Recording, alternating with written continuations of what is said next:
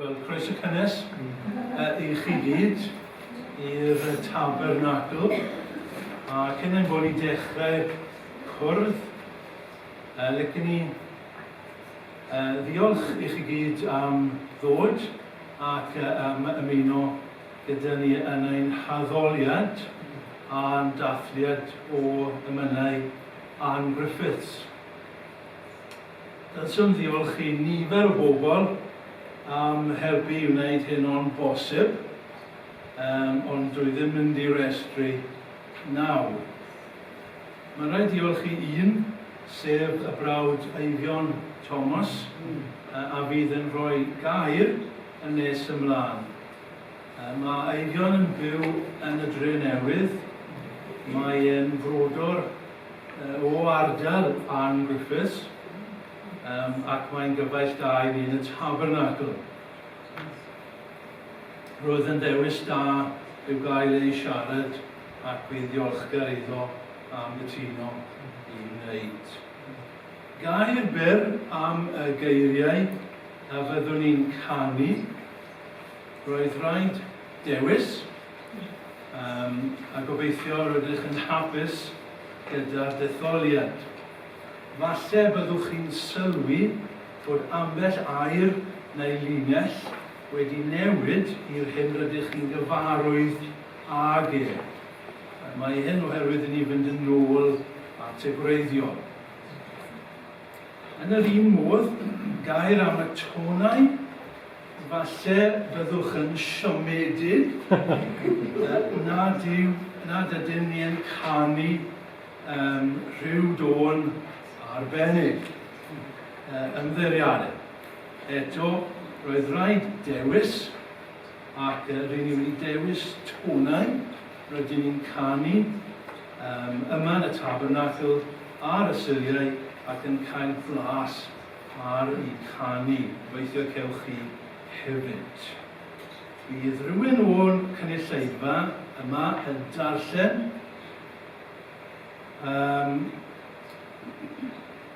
pob emyn cyn I ni ei canu.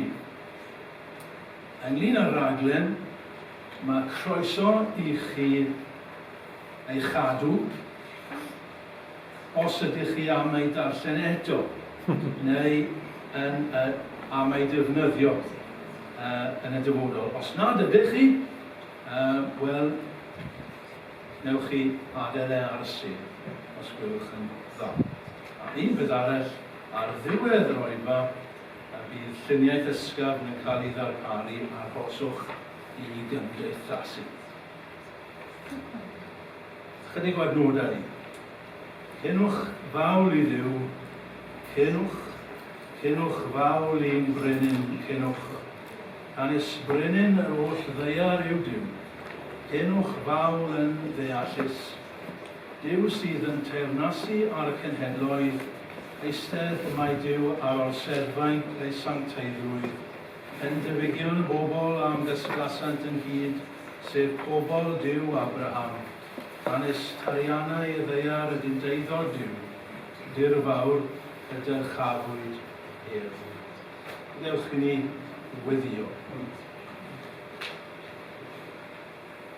Ein tad, diolchwn I ti am gyfle I daddoli gyda'n gilydd heno. Diolchwn I ti am ein cenedl, ei hanes a'i diwylliant.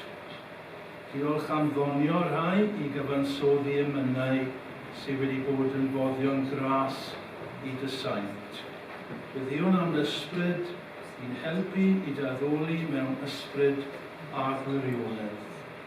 Diolchwn am wrthrych teilwm o'n holl bryd yn ein harglwydd a'n gwaredwr Iesu Grist, ac iddo ef boed y clwyd. Amen. Amen. Byddwn ni'n canu'r emynau yn ôl y rifau sydd yn rhaglen. Felly dechrau gyda rhif 1. Byddai'n sefyll rhwng y myrtwydd wrthrych teilwng o fy mryd, mai o ran yr rwy'n adnabod Ei fod i'w chrawg wrth lychau'r byd, henffych fore, y caf ei weled fel y mai. Rosyn Saron yw ei enw, wyna bridog teg o bryd, a'r 10,000 y mae'n rhagori wrth lychau penna'r byd. Ffrind pechadur, dyma ei bailat ar y môr. Beth sydd i mi mwy awnelwyf ag elinoed gwael y llawn, cystio'r wyf nad yw ei cwmni, yw cystadlu a Iesu mawr. O am aros yn ei gariad ddyddiau boes. I fi.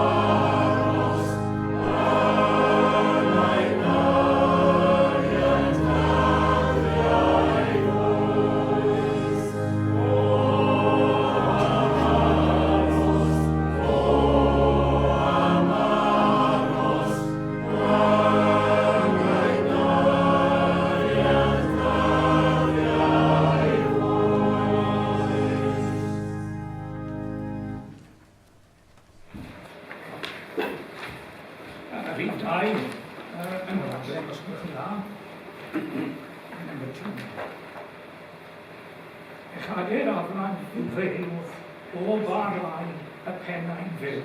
Rydedda fydd fe drefnwy bader, un gael yn dawer gwrth adur. Yno am ai yn rhond ei gyfraith i'r droseddwyr yn rhoi gwedd. Dyw a dyn yn gweiddi digon yn yr Iesu'r maberfydd. Mae fi a yn tiriad yno yn eon, taen mwyalen air sydd yn ei lawr, a hon a'i seinter at bechadur, trwy'r dderbyniad pawb ar awr. A fy mlaen roedd danweiddi magau, a fy sythiad wrth ei draed. Am fy ddeiant, am fy ngolchi, am fy nganu yn ei waed. Yn y bydŵr.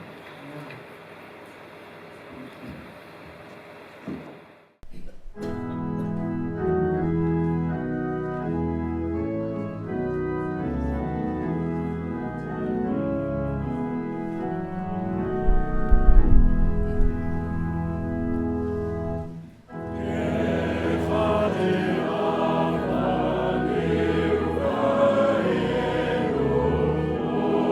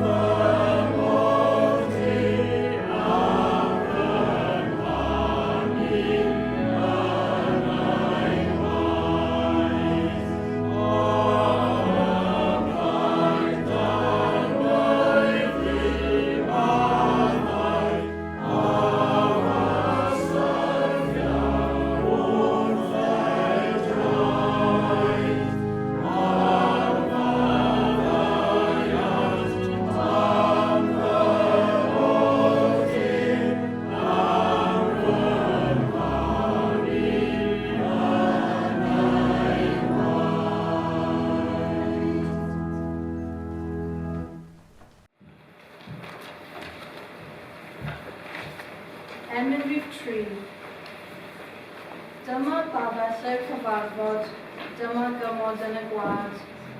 Dyma noddfa I lofryddion, dyma'i gleifion fydd ei gwlad. Dyma fan yn ymildiwdod I bechadur wneud ei mis. A thyfiander pyr Jehova yn sirio wenu arno byth. Ffordd na chenfydd llygad barcet, ei bod fel hanner dydd.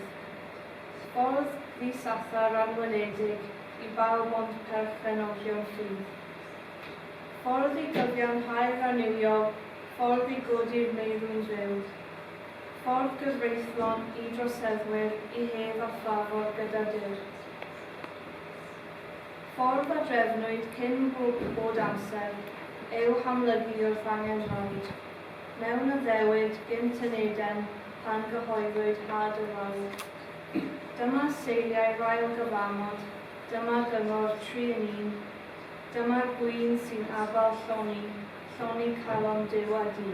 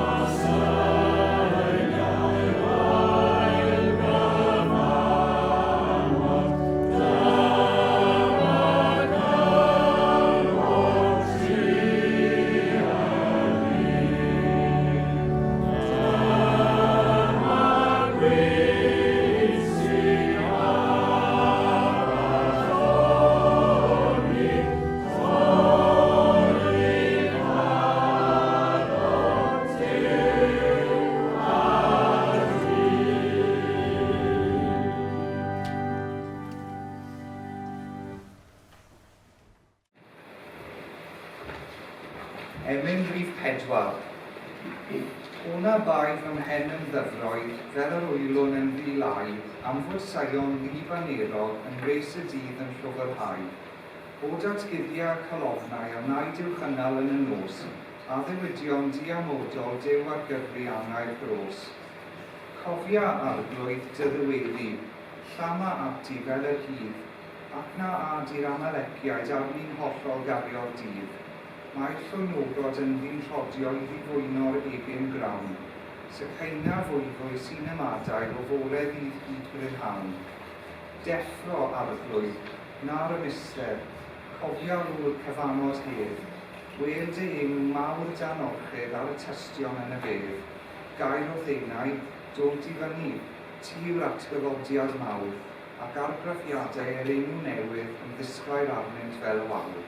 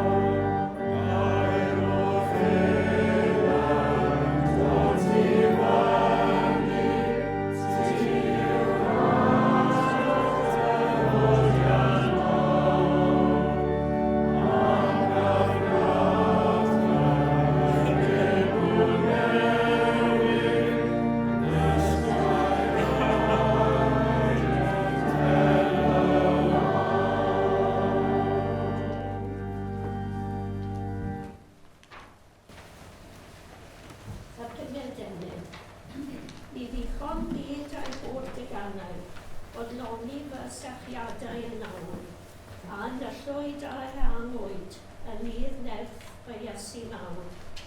Ef nillai ei llenwi, mai di am gyffred yw. O ansallu ar ei berson, fel y mae i'r ddyn a dyn. O'n a chawn ni dreulio nyddiau, yn fywyd o gachafiau waed. Llechu'n dawyr dan ei gysgod, byw a marw wrth ei draed. Cario'r groes a phareu'r bodi, am ei croes fymrio dyn. Ymddyfyru yn ei berson, a'i addoli byth yn ddim.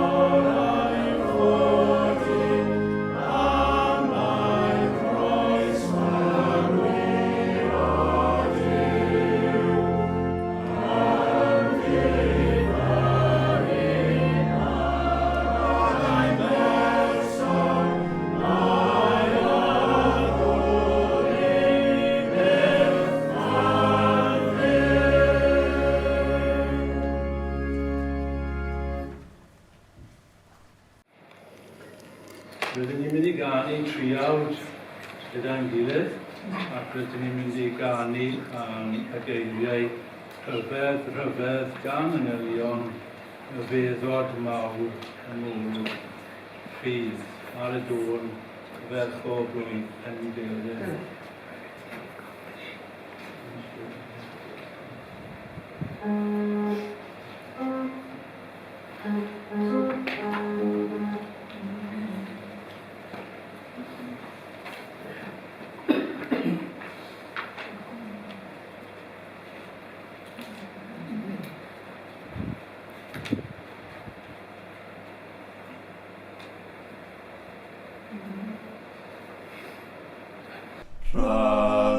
Rhyfedd gan angylion, rhyfeddod mawr yng ngolwg ffydd, gweld roddwr bod cynhalio'r helaeth, areolwr popeth sydd yn y presef mewn cadachau a heblyw.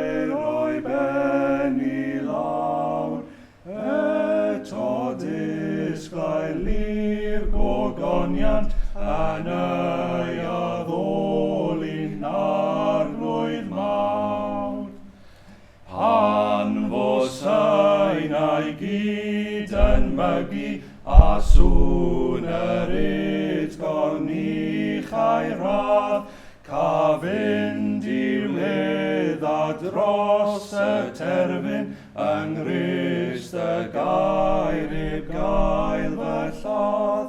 Mae yn fod trigo o cyflawnder, llon gwagle colledigaeth dyn. Ar yr adwy rhwng y ddwy blaid, wnaeth gymod drwy o ffrymiau hun. Diolch byth a chan mil diolch, diolch traf o ynof chwyth, am fod gwrthrych yw addoli a thestyn canu bara byth. Yn fy natur wedi'i demtio fel y gwailodd yn ôl rhyw. Yno'n ddyn yn wan, yn ddinerth, yn anfaidrol fywiol ddiw.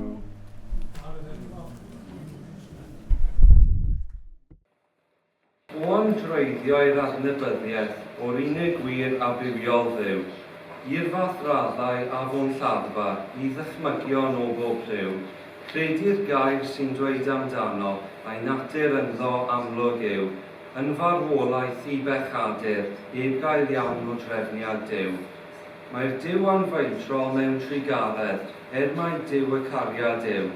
Wrth ei gofio, i mi'n ddychryn, i mi'n ddolir, i mi'n fryw. Ond ymhabell yw'r cyfarfod, mae ef yno'n llawn o hedd, yn ddiw cymodlon wedi eistedd, heb ddim ond heddwch yn ei wedd. Cael Duw yn dad a thad yn noddfa'n graig a'r graig yn dŵr. Mwy nis gallaf ei ddymuno gyda mi mewn tân a dŵr. Ohono ef mae fy nigonedd, ynddo trwy fy ddinoedd af, hebddo eiddil, gwan a dinedd, a cholli'r dydd yn wir a wnaf. Emyn rhif 6.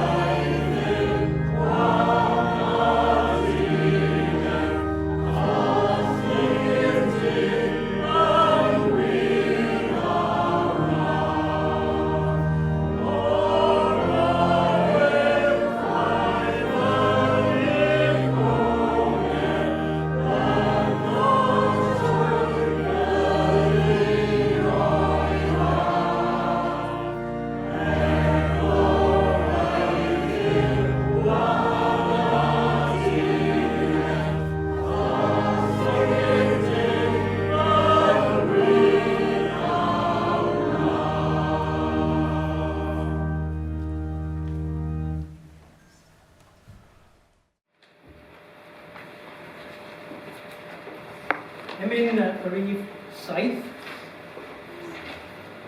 O am gael ffydd I edrych, gyda'r angylion fi. Drefn y iacadwriaeth dirgelwch yn ddisu. Dwy natur mewn un person, yn anwahanol mwy, mewn purdeb heb gymysgu, yn berffaith, hollol trwy. O fenaid, gweld a ddathwyd, y person dwyfol hwn. Mentra arnodd fawyd, a bwrw arnodd hwn. Mae'n ddyn I gydymdaimlo, a holl wendidau gyd. Mae'n ddiw I gario'r orthydd ar ddiafol, nawr a byd. Cryfed ydw stormydd, ac ymchwedd tonau môr. Doethineb ydw'r pailant, a'i enw'r gadarn ior. Gwaethaf diliw pecod, a clybred o bolrhyw, dehangol yn y dewedd, am fod yr arc yn ddiw. Amen rhif 7.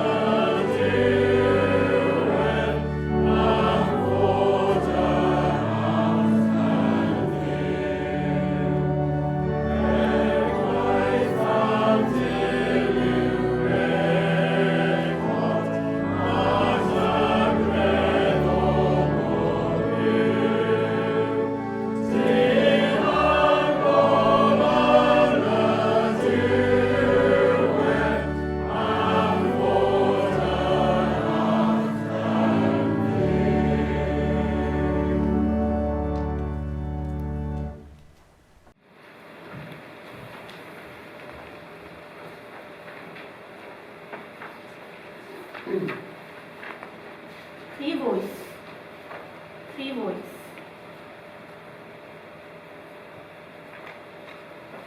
Os rhaid wynebu'r afon donog, mae un i dorri grym y dŵr. Iesu, farch o ffeiriad ffyddlon a chanddo sicr afael siŵr. Yn ei gôl cafwyddi conquest a'r angau uffern byd a bedd, tra gwyddol fod heb fodd i bechu yn ogoneddus yn ei wedd. Yn lle cario corff o lygredd, cyd-reiddio ar côr yn danllid fri, i ddidderfyn rhyfeddodau iechydwriaeth Calfari. Byw i weld yr anweledig, fi farw ac sy'n awr yn ddew, tra gwyddol anwahanol undeb a chymundeb a fy niw. Yno cael ddyrchafu'r enw a sododd Duw yn iawn. Heb ddychymyg, llen na gorchedd, am henaid ar ei ddelw'n iawn llawn. Yng nghymdeithas y dirgelwch, datgyddiedig yn ei clwy, cysanu'r mab i dragwyddoldeb, heb i'n gefnu arno mwy. I wrth.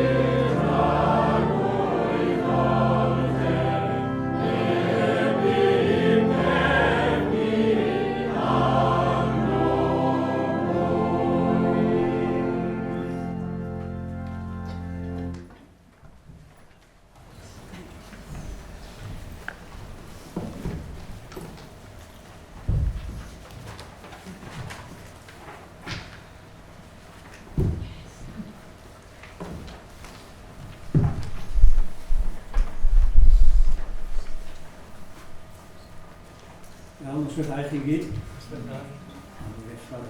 Gai i ddechrau ategu rwy'n hoeso'r cynnes i chi i gyd yma. Mae'n rhaid i chi yn aelodau yma. Rhaid i chi'n ymweld, ymwelydd ydw i. Mae Eleri yn meddwl, Eleri sydd yn cyfieithu, mae'n meddwl bod ni'n gwybod bob peth mewn i canolmyddiadau. Sori Eleri, fi ffwr o'r sgript yn barod. Dwi eisiau gwneud chydig o sylwadau am y daflen i ddechrau. Diolch yn fawr am y daflen, mae'n gret. Ac i bawb sydd wedi darllen yn yma heno, dwi wedi gweld rhywbeth newydd yn bob emyn sydd wedi cael ei darllen heno, so diolch yn mawr i chi. Ar y clawr y tu blaen, y llun yma ar y tu blaen, does neb yn gwybod sut ni'n oedd Ann i edrych arni. Does na ddim llun ohoni pan oedd hi'n fyw. Ond mae'r llun yma'n syniedig ar ei nai hi. Mae'n debyg yn edrych yn debyg iddi. Os ydych chi yn dechrau mynd i gysgu yn ystod fy sylwadau i, dwi eisiau chi edrych ar emyn rhif 7 yn y daflen a gweithio allan pam bod emyn rhif 7 yn wahanol i bob un o'r emynau eraill.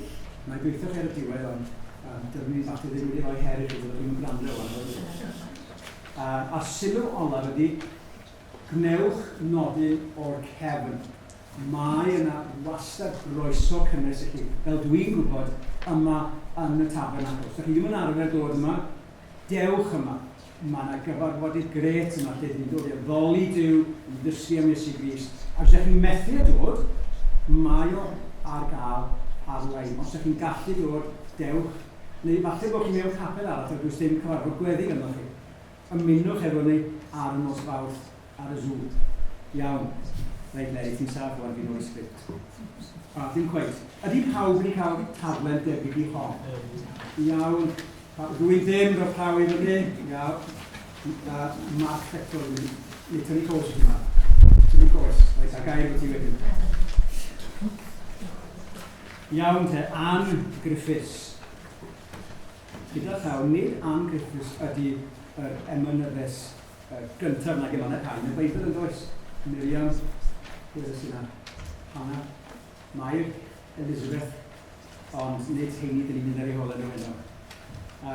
Fel ydych chi'n gallu gweld, dwi ddim yn arbenigwr, nac yn ysgolhau, a dwi'n reit nerfus am wneud hyn heno.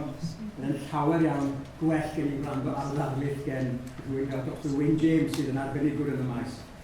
Ond ychydig o fy nghefndir i, ydych chi'n cael deall y trywydd dyn ni'n mynd arni.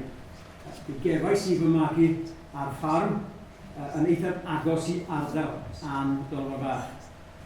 Roedd plant Dolfar Fach yn yr ysgol efo fi yn Llanfyllin. Thomas John yr hynaf, Gwenna neu chwaer o yn dosbarth efo fi, a Carwyn y brawd iau, dim gweith wedi cyrraedd.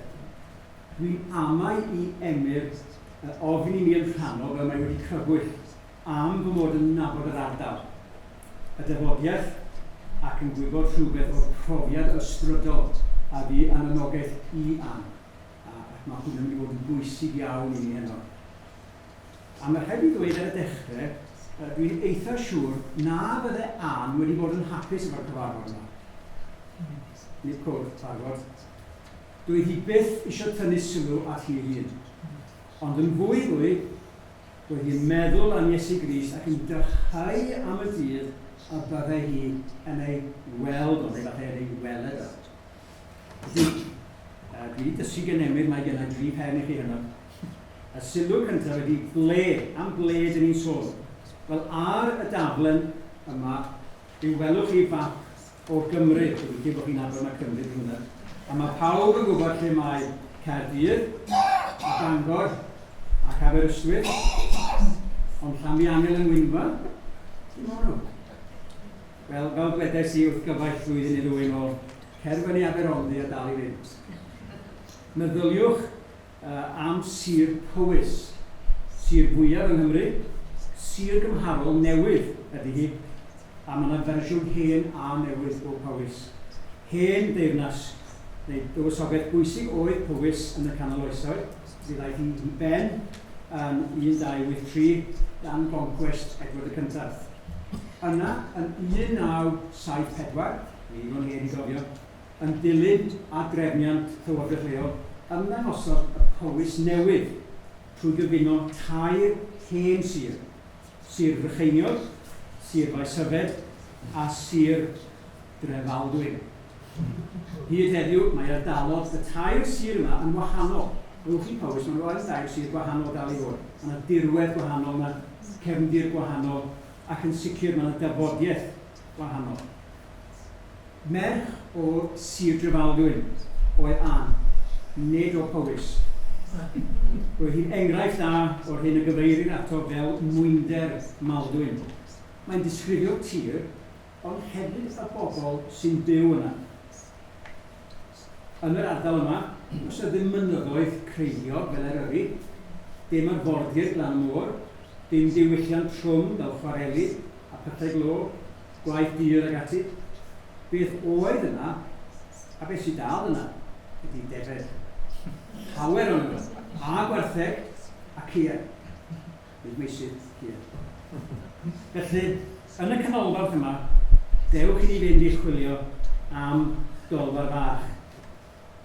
Ac os ydych chi ddigon ffodus i fod mor hen a fi a cael gospas, y ffordd hawddach i fynd yno ydy dal y bws fyny Merthyr, yna Traws-Camria fyny i Drenewydd, y T54 i Trallwm, ac aros am awr neu falle 5 awr, a dal bws i Llanfyllin.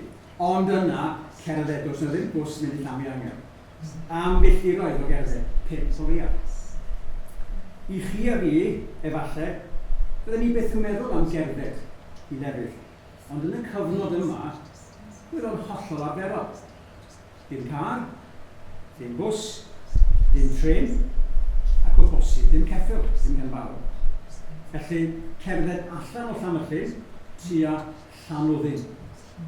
Heddiw, fel mae'r arwyddion yn dangos, yr atyniad mawr ydy llyn Llanwddyn. Fel mae'r Saesneg yn alw Le Grunwy. Ond welodd Ann i oedd mor llyn Llanwddyn. Doedd yna dim ond yn 188, un y dechreuodd y gwaith adeiladu ar hwn fel cronfa dŵr ar gyfer Dinas Lerpwl. Doedd na ddim sôn amdano yn nyddiau Nancy Thomas. Chi'n gwybod beth yma? Cofiwch yr enw yna.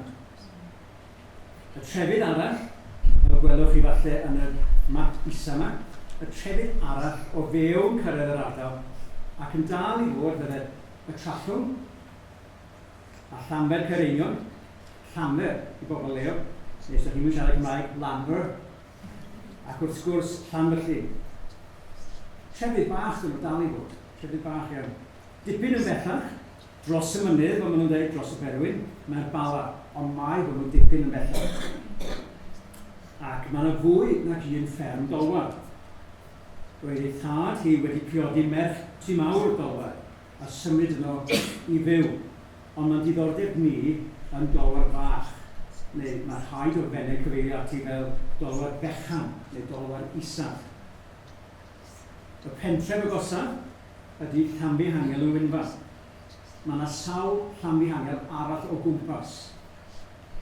Mae'r ysgol yno wedi cael o fewn y 5 mlynedd diwethaf. Ac yn drist mae Eglwys y Plwyr hefyd wedi cael o fewn y 5 mlynedd diwethaf. Daeth diwedd ar uchafbwynt y gaeaf, sef plygain fawr Llanfihangel, y plygain fawr. Ond mi allwch chi weld y plygain yna, mae o dal ar y we. Ac os ydych chi eisiau gweld yr eglwys, drychwch am y plygain Llanfihangel. Gyda'r llaw, fysa tri mawr i ffitio mewn i'r blewyn i gan y plygain yna. Diolch yn fawr boes. Ger llaw, mae pentref bychan Dolanog. Ac os ewch chi rhywbryd am Pere'r Undod, mae yna fan braf iawn i gael picnic yno ar lan yr afon. Yn Dolanog y mae capel coffa Ann Griffiths. Mae drws ar agor, ond yn lyfrgell fechan a llyfrau i gyd yn llwydo. Ond capel coffa ydi o, nid man rhyw Ann ei hun yn mynychu. Ar ei hôl hi, y daeth y capel yma. O lawer mwy o ddiddordeb i ni ydy pentref Pont Robert. Yno roedd gŵr ifanc, tyfu'n oed ag Ann, yn cynnal seiad. Bachgen lleol oedd John Hughes, oedd yn wehydydd yn ôl ei alwedigaeth, ond roedd yn ymwneud llawer efo'r mudiad newydd oedd yn chwalu ar draws Cymru, y methodistiaeth. Mudiad oedd o'n y cyfnod ydy, nid enwad. Mudiad yn llawn gres yn ogystal ag oleini, medda'r biwgraffiadur Morris Davies, sôn am hwnna'n ymwneud. Mudiad o fewn eglwys Lloegr, yr eglwys Lado. Mudiad yn tyfu mewn niferoedd, ond hefyd yn tyfu yn gynyddol bellach oddi wrth yr eglwys, o safbwynt diwynyddol a phrofiad. Ac byddwn ni nôl at John Hughes. Dyna dipyn bach o ble. Yr ail gwestiwn ydy pryd. A dyma hwn. Felly gael yma o waith cartref i weld faint ydych chi'n gwybod am hanes ein pobl ni. Yn 1776, geni Ann yn Dolwar Fach, tu un awr iddo. Fe bedyddwyd hi yn Eglwys y Clwydd, Llanfihangel y Wynfa, ar ail o Ebrill 1776, na nid yr ail, cyntaf yr 20 o Ebrill 1776. Yn 1794, bu farw ei mam hi, a daeth Ann yn feistres ar Dolwar Fach. Yn 1854, bu farw ei thad, priododd Ann Thomas Griffiths o'r blwyddyn nesaf, a dyna pam Ann Griffiths oedd hi. Ond cyn hynny, yn ystod ei bywyd, Nancy Thomas oedd hi. Yr un enw fy nain i gyda llaw, yn swyddogol fy nain i enw yw Anna Thomas, ond ar lafar Aunty Nancy Girmary. Enw'r fferm lle roedd hi'n byw. A dyna traddodiad gwledig Cymreig yn dweud, nabod a galw pobl wrth ei henw cyntaf ac enw'r cartref. Felly i ni, enw'r Resolfen, y gŵr yma, nid enw Jones, a Thomas Wain Caich, nid Thomas Farm. Mae'n ddiddorol hyd heddiw bod y Saeson yn cyfeirio ati fel Ann Griffiths a'r Cymru cyfeirio ati fel Ann Dolwar Fach. Beth oedd cefndir a chyd-destun y cyfnod yma? Mae'n gyfnod cyffroes. Mae'r cyfnod wir cyn y chwyldro diwydiannol a ddaeth yn y 14th ganrif o 15, cyn y ddwy ryfel byd mawr, ond mae y newidiadau wedi bod yn digwydd yng Nghymru, yn arbennig o ran crefydd a ffydd. Dau beth gwahanol, peidiwch a cymysgu'r rhaid, crefydd a ffydd yn ddim yr un peth. Mae'r athro Wyn James yn cyfeirio yn ei waith arbennig, y gwaith safonol wir, ar Ann Griffiths, bod hanner olaf y 19th ganrif yn gyfnod o draws newidiadau mawr. Rwy'n anghyddiaeth, yn ddiwylliannol, yn wleidyddol ac yn grefyddol. Rwy'n gyfnod o ddeffro mawr, chwyldro mawr yn Ffrainc, ac roedd Ann yn gwybod am hwnnw. Yn 1789, gan chi'n hoffi hanes Ewrop, ydych chi'n gwybod beth ddigwyddodd yn 1789, roedd Ann yn 20 ar y cyfnod. Ac roedd Ffrainc a Lloegr yn trefela bron trwy'r holl gyfnod bywyd Ann. Mae'r rhaw fwy ohono ni, dyn ni ddim wedi byw trwy gyfnod o'r rhyfel. Mi roedd Ann. Roedd hi'n ymwybodol ac yn mynychu cyfarfodydd gweddi arbennig i wneud efo hwnnw. Nôl at Ann. 1767, priodas rhwng ei thad hi, John Evan Thomas, a Jane Theodore, a mynd i fyw yn fferm rhieni Jane, sef Tŷ Mawr Dolwar. 1767, gen i Jane. 1769, gen i John. Yna, 1770, wedyn symud i Dolwar Fach. Felly dau blentyn, symud i Dolwar Fach. 1772 gen i Elizabeth, 1776 gen i Ann, pedwerydd, ac yn olaf 1770 gen i Edward. Erbyn 1794, mae'r dwy chwaer hynna wedi prodi, yn wedi gadael cartre pan fu farw ei mharnw. Ac mae Ann yn dim ond yn 17, un allan i ddau yma, un sicr tua 1718. Cofiwch chi, mae merch ffarm oedd Ann, nid merch siot, neu merch tafarn, neu merch amans, merch ffarm wedi. mae yna waith i wneud. Ac mae yna lawer iawn o waith i feistres y tŷ. Nid dim ond paratoi bwyd iddyn nhw. Mae eisiau cadw'r lle ymlaen ac yn daclus. Mae eisiau golchi dillad. Mae eisiau trwsio dillad. Gwaith pob graig tŷ yn yr oes honno, ond graig fferm, hynna i gyd, ac yn ychwanegol, gofalu am y lleithdy, godro, corddi, gwahanu'r hufen, neu caws, cadw y taclau yn hollol lan. Mae hynny beth dyddiol, ond mae yna adegau prysur yn gwrs amser cneifio. Dydy hi hunan ddim yn cneifio, sydd ni'n meddwl, ond bydd fyddai hi'n rhan ohono fo. Lacio'r blam, pitio'r defed, didoli'r braidd, y chyrddod, y ddymogiad, ac yn yr hydredd, rhai torog wrth y lleill, sbinodd ifanc ac yr hen defed, ac byddai'n gwybod hyd i gyd, a phawb yn yr ardal. Byddai'n gorfod dal y rywun, bwydo'r cneifwyr, ac yna trwy'r gaeaf, byddai hi yn ddiwyd yn trin anyddu'r blaen. Roedd yr ardal ar y pryd yn lle pwysig o ran blaen. Roedd yna 5 troell yn Dolor Fach. Mae'n anhebyg y byddai wedi bod yn nyddu. Gwaith arbenigol. Byddai hwnnw i'r gwechyddydd fel John Hughes. Pawb yn efo John? O iawn. Gwechyddydd da, ond braidd yn grefyddol. O'r hen grefydd newydd yma, y trefnyddion, neu methodistiau. Braidd y cyd, ydych chi'n gofyn i fi. Ond mae'r crynwyr draw yn Dolobran, mae hynny ddigon od hefyd. Bobl eglwys ydi Ann, a teulu, eglwyswyr ddim. Amser cyneuau blair, amser cyneuau byd, mae yna amseroedd prysur iawn. A rhaid i feistres y fferm fod ar ei gêm. Rwan te, wi wedi rhoi 4 neu 5 o enwau, ydych chi'n defnydd o fod wedi clywed o blaen, ond ydych chi'n gwybod pwy ddaeth gyntaf ac ym mha drefn mae hyn yn ddangos. Dyna fi wedi pwynt hwn. Iawn? Felly, dwi wedi rhoi enwau chi, a gwch chi feddwl am munud, a gwch chi roi check bach i chi hyn. Mae yna Thomas Charles, a mae Griffith Jones, a Daniel Rowland, a William Morgan, a mae David Morgan.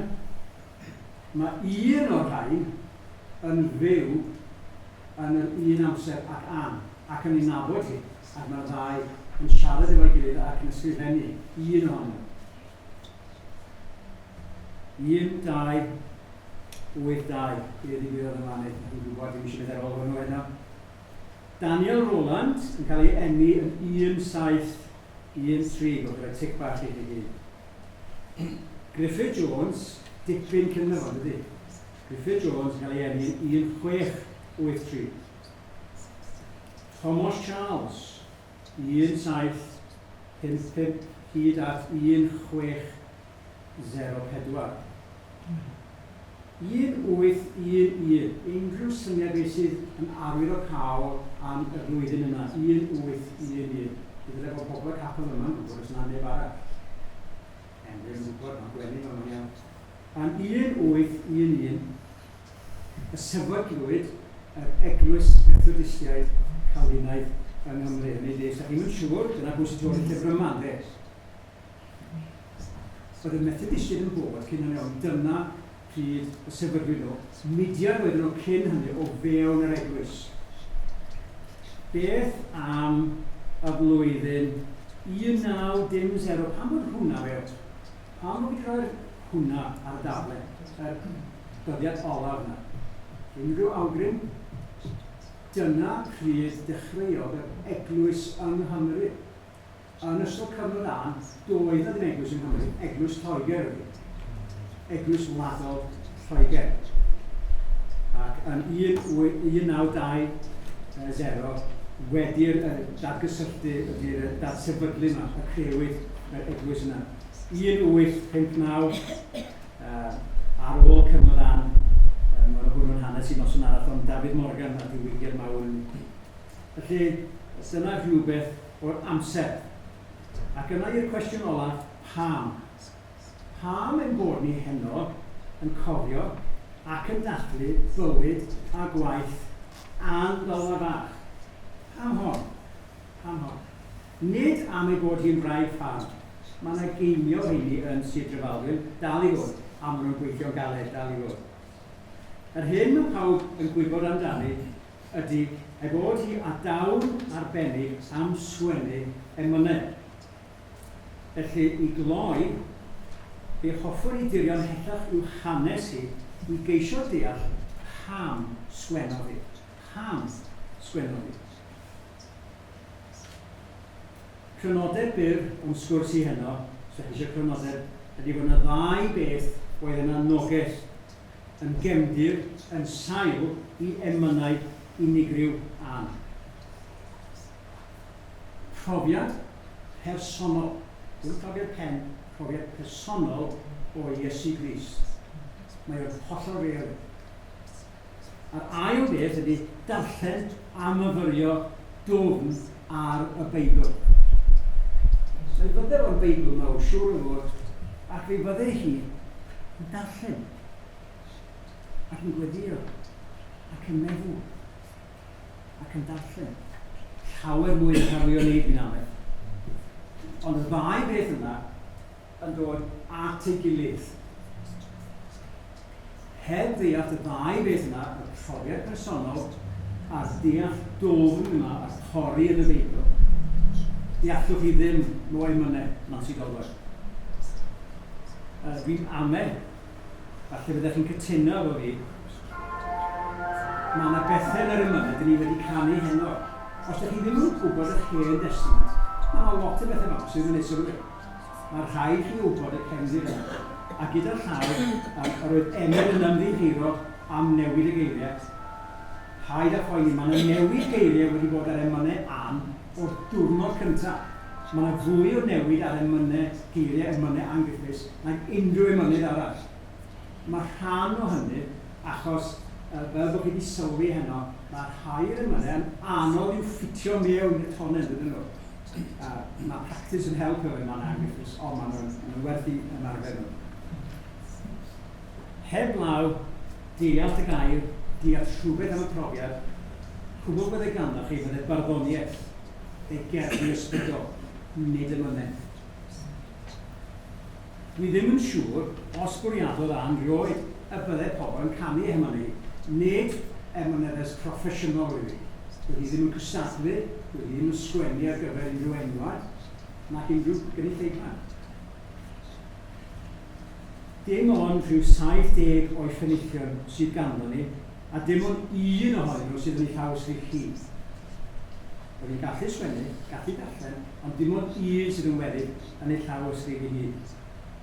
Ffordd oedd y penillion yma i Ann hunan fynegu ei phrofiad dwys personol o Iesu Grist. Nid crefydd oedd hyn, ond profiad personol. Ac eisiau mwy ohono. Dyn ni wedi gweld hwnnw, hyn ond o'n yr rhaid emynau. O amdreiddio'r adnabyddiaeth o'r unig wir a bywiol yw. Felly, beth yw'r cefndir y ddau symboliad yma, y Beibl a profiad personol? Roedd eilwyd Dolwar fach yn grefyddol ac yn Gristnogol. Roedd y teulu yn ffyddlon iawn yn eglwys Llwyth Llanfihangel.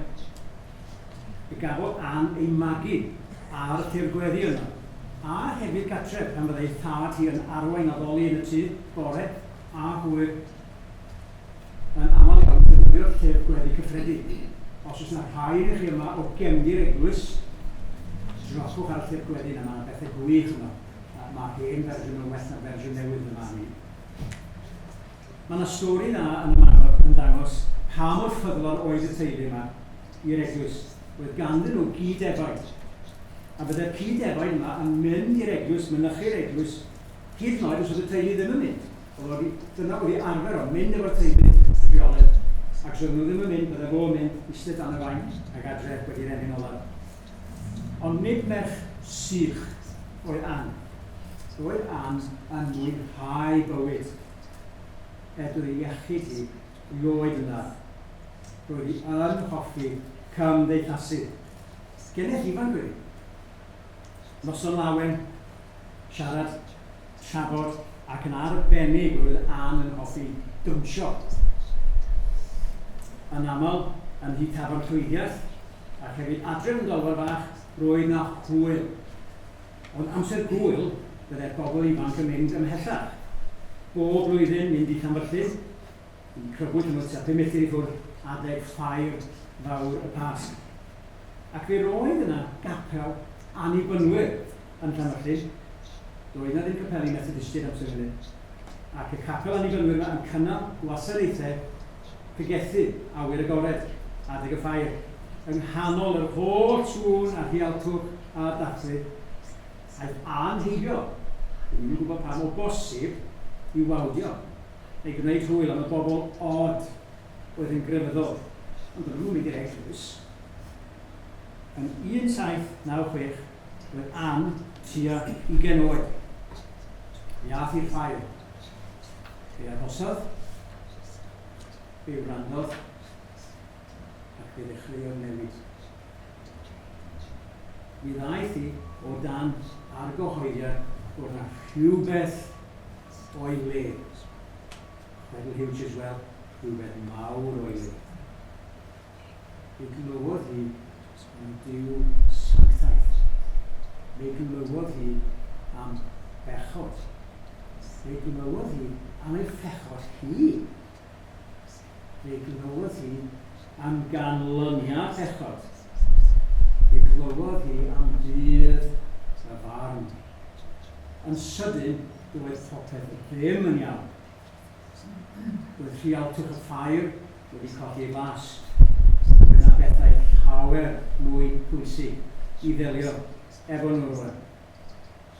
Fe aeth gartref ac am fisoedd roedd hi'n anesmwyth o ran eich wybod a'i perthynas a Duw. Fe aeth i'r eglwys yn Llanfihangel i chwilio am atebion. Ond hefyd cael. Roedd rhai o'i theulu hi erbyn hyn wedi cael profiad tebyg ac wedi ymuno gyda'r Methodistiaid oedd yn cynnal seiat yn Pont Robert a cyn hynny yn Penllys. Ond oedd gan i ddim bwriad o fynd at y criw od hynny. Ac fe wnaeth Ann gynllun i fynd i Llanfyllin at yr annibynwyr yn Capel Pendref i geisio sortio'r broblem yma. Ond cyn mynd, fe aeth i'r seiat yn Pont Robert a clywed pregethwr ac o bydd mawr a chymorth i'w henaid yno. A gorfod i roi heibio ei rhagfarnau yn erbyn y Methodistiaid a dechrau mynychu ei seiadau profiad nhw am weddill ei oes. John Hughes, y gwehyddydd yn Pont Robert, a Thomas Charles yn y Bala oedd y ddau dylanwad mwyaf arni. Yn gwrando ar y pregethau nhw, eu gweddiau nhw, yn trafod ac yn llythyra efo'r ddau. Ond nid rhywbeth dros nos oedd y newid yma, y troi yma, y troedigaeth yma. Y canlyniad cyntaf o fynychu y cyfarfod yn Pont Robert oedd nid lleddfu ei hofnau hi, ond ei gwneud yn waith. Dyfnhau ei hymwybyddiaeth hi oedd chyflwr trienus o flaen y Duw sanctaidd. Roedd pechod yn real. Ei phechod hi yn real. Fe ddywedodd John Hughes blynyddoedd wedyn bod ei phrofiad hi o'r ddeddf a'i theimlad o euogrwydd ac o fod dan law barn Duw yn un ddwfn ac un dwys iawn. Ond barodd o ddim yn hir. Beth ddaeth ar hyn i ben? Wel, yn syml iawn, gweld person Iesu Grist. Dod i ddeall pwy oedd o. Dyn wedi canu o'n y ddau natur yma. A beth wnaeth o drosti hi. Ddim yn gyffredinol, ond drosti hi. Pam bod o wedi ei charu hi? Doedd hi ddim yn gwybod. Ond roedd hi'n sicr ei fod o yn ei charu hi. A dyna oedd sail cymaint o'i hemynau hi. Iesu Grist, ei berson o, ei gariad o. Roedd yn rhaid iddi roi mynegiad i'r profiad yma rhywsyd. Alla hi ddim peidio ar hyfeddu, a gorfoleddu, a mynegu. Pan oedd Ann yn bach, roedd yna draddodiad cryf yn Sir Drefaldwyn o ganu carolau plygen oedd alnes. Ond yn yr adeg hynny, nid dim ond yn y gaeaf oedd y canu carolau plygen. Roedd yna ganu plygen hefyd yn y haf. Ac roedd ei tad hi yn arfer canu carolau amser cnifio. Felly dyna'r cefndir o ganu. Ac yn wahanol i garolau Saesneg, mae carolau plygen Cymraeg yn sôn am yr ymgynghoriaeth a geni Iesu Grist o fewn amserlen a fframwaith rhagluniaeth Dduw. Fel i fyd sy'n cael ei datgelu yn y Beibl. Maen nhw bron fel pregaeth fer. Maen nhw'n addysgu yn ogystal ac addoli. Maen nhw'n sôn am y creu, gwymp, y ddeddf, y proffwydi, disgwyl am y Meseia, y Seia'n dod, y croeshoelio, yr atgyfodiad, a'r ail ddafodiad. Maen nhw gyd yn arhilyd. A roedd y themau yma yn gyfarwydd iawn i Ann a'r traddodiad barddol gwledig. Mae yna gofnod o rhai o englynion a chywyddau eu tad ar gael yn y llyfrgell cenedlaethol. Ac mae'n debyg bod Ann yn deall y mesurau caeth. Ac mae'r dylanwad yna i weld yn ei phenillion ni. Ni farw ei thad yn Chwefror 1814. Fi briododd Ann, dyn o'r enw Thomas Griffiths o'r blwyddyn nesaf, yn Hydref 1814. Ac roedd un o'r marynion yn agos iawn ati. Ruth, wedi'n fwy o ffrindwyr ac o forwyn. Ac fi briododd Ruth y gwehydydd John Hughes yn 1815. A diolch i Dduw. Heb law am Ruth, byddwn ni wedi colli y trysau yma o'i mynnau am byth. Ei bod ni wedi cyfansoddi y penillion, dwi ddim wastad yn sgwennu nhw lawr, ac weithiau, o'i sgwennu byddai'n cuddiad nhw. Dwi ddim eisiau fel arall i weld nhw. Byddai'n rhannu rhai ohonyn nhw efo Ruth. Dych chi'n gwybod rhai o'ch chi hanes a traddodiad y Methodistiaid cynnar oedd i rannu a trafod eu profiadau ysbrydol. Drws y society profiadau, yn ymwneud â'r seiad, rhannu profiadau. Be ni'n neud yn y dyddiau yma? Da ni'n holi ni sut mae pethau yn ysbrydol efo chi. Roedd gan Ruth gof da. Ac roedd hi'n adrodd rhai ohonyn nhw i Thomas Charles a fynte yn gweld ei gwerth nhw. Ac yn ei hannog hi yw adrodd i John Hughes. Ac i John Hughes i sgwennu nhw lawr. Mae rhaid fwy o'r rhaid ni wedi ganu heno. Mae'n debyg mae fersiwn John Hughes yn sgwennu nhw lawr ydyn nhw. Mae ganddo ni tua 70 o benillion o'i gwaith i. Rhai wedi clymu at ei gilydd i wneud dilyniant o benillion. Yna hefyd chydig o lythyrau yn trafod, nid llythyrau carydd ond llythyrau yn trafod profiadau a chwestiynau ysbrydol. Ac yna mae'r diwedd yn ddod yn sydyn. Yn 1815, genedigaeth ei merch gyntaf olaf hi Elizabeth. Pythefnos wedyn, a'n merch y mam. Pythefnos wedi hynny, a'i Ann y mam. A dyna diwedd. O ran beth ydy iawn. Felly, pryd, le, pwy, gael dynnu sylw chi at y llyfr yma sydd wedi bod yn gymorth i fi. Dwi ddim yn siŵr pa mor hawdd wedi cael gafel ar hwn. A'r llyfr ydio wedi ei ail-brydio o waith Morris Davies. Fe gafodd hwn ei sgwennu 1865. A llyfr gorau mae'n debyg o ran cael gwybodaeth llygad-ist. A nôl at hwn. Dych chi wedi gweld beth oedd yn od am emyn i'r saith. Dwi'n gwybod beth sy'n wahanol am emyn i'r saith. Oedd hi'n diddorol iawn clywed y tri gŵr yma yn canu eu carol nhw ar dôn werinol mewn ffordd, yn dweud, caru merch o blwydd Penderyn. Dyna oedd Ann yn mynd yn aml iawn. Ond, drwch chi'n rhifau bach ar y top, mae'r mesur yn wahanol yn rhif saith. Mae pob un o'r lleill yr un mesur. gwbl. Sy'n fesur cyffredin iawn ac yn hawdd wedi newid tonedi. A mae hwnna dipyn bach yn wahanol. Wel, diolch i chi am wrando ac am beidio chysgu neu byd o'n neud yn amlwg. Ond gobeithio bydd hwnna o fennydd i ni i helpu ni ganu a moli Duw. Her i chi wrth i ni gloi. Profiad gafodd Ann Griffiths o ddod i'n nabod Iesu Grist. Ydych chi'n gwybod yn ydych hynny? Ydy o'n brofiad personol ydych chi wedi cael? Neu ydy'n rhywbeth diall? Chwiliwch fi am y gair, darllenwch o, galwch ar ddi, dwchwch ar yma, neu Ann Griffiths. Ewch o'na heno, a holwch, a dewch i'w nabod. Mae o'n ffantastig. I ganwn ni eto o'r Tabernacl. Dwi'n meddwl bod ni wedi cyrraedd at un olaf, sef rhif 9. A mae'n addas iawn i ni gloi wedi. Rhif 9.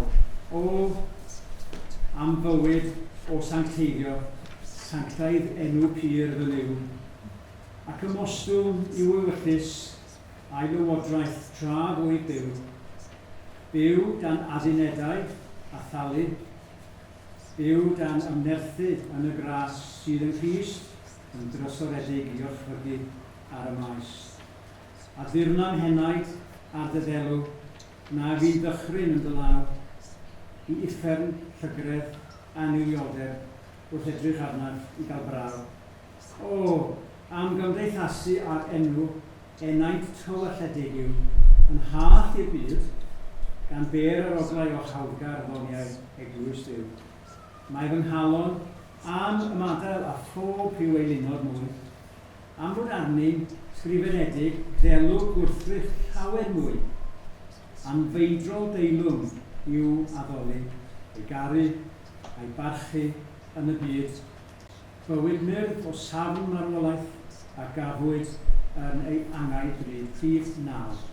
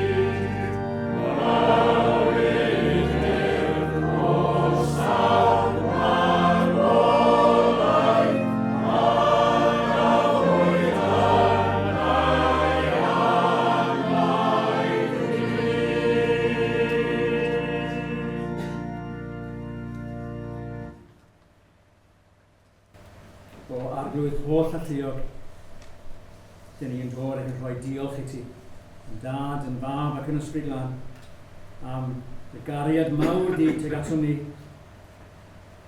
ac am ddyfod o dy fab yn ei byth dod i'r byd i farw drosto ni. Mae'n calonau ni yn llamu fel yr oedd calon Ann, ddim wrth ddeall, ond wrth edrych ac ymgyffred y gariad di.